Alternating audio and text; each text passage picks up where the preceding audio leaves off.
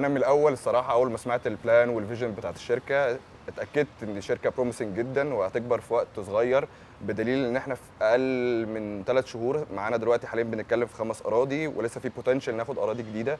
فطبعا شركه بوتنشال جدا وما فوتش فرصه زي دي.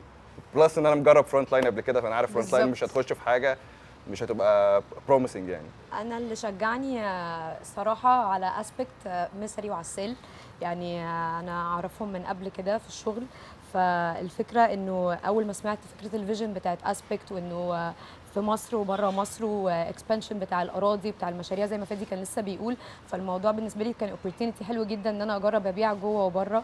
فبس بالنسبه لي القصه كانت مختلفه شويه. انا يوسف خشاب اللي هو هيدو سيلز دلوقتي كان مديري في رؤيه، وانا بصراحه بثق في قراراته جدا. فهو اول ما اتكلم معايا عن اسبكت والفيجن بتاعها وقد ايه عندهم لاند بانك محترم جدا سواء بالظبط. جوه مصر او بره مصر، فطبيعي كنت لازم اوافق.